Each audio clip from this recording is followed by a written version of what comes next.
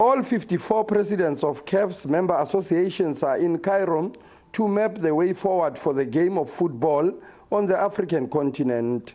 CAF's president, Patrice Motsepe, is using the platform to share his vision for African football.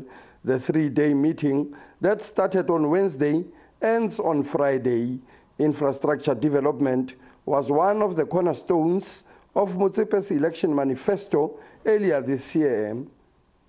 Despite their busy schedule, the African football leaders, including Motsepe and FIFA President Gianni Infantino, made time to showcase their skills on the field of play.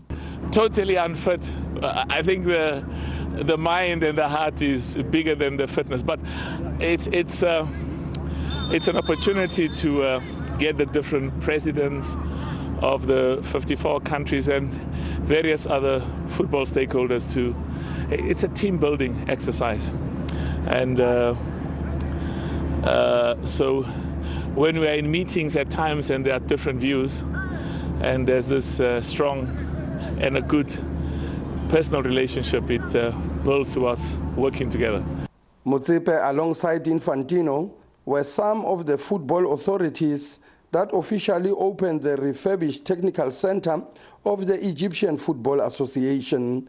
This was part of the 100-year celebration of the EFA by opening its state-of-the-art facility in Cairo.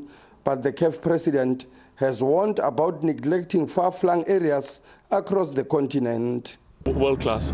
And we do have some world-class facilities in South Africa. I think part of the keys in the townships and in the rural areas where many of our poor people are living, those are the areas we must prioritize and build infrastructure, because we've got some good infrastructure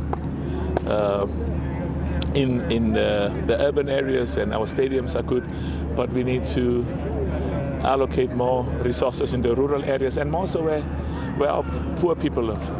Motsepe says African football must also do more in investing in the youth and development structures. I think the issue as well is we've got so much talent in our country, exceptional talent, and of course throughout the African continent. But I'm so confident that if we continue to invest in schools football, invest in our youth, and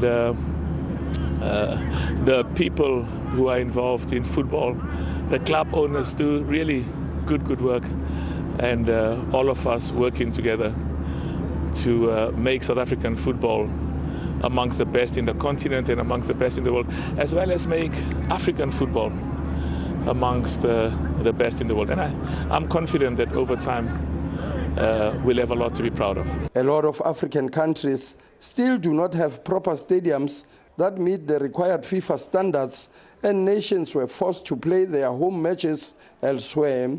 Malawi, Ethiopia, Namibia, Liberia, and Mali are some of the countries who haven't been able to play their recent 2022 FIFA qualifiers at home after failing to meet the required standards. Sifiso Ramara, SABC News in Cairo, Egypt.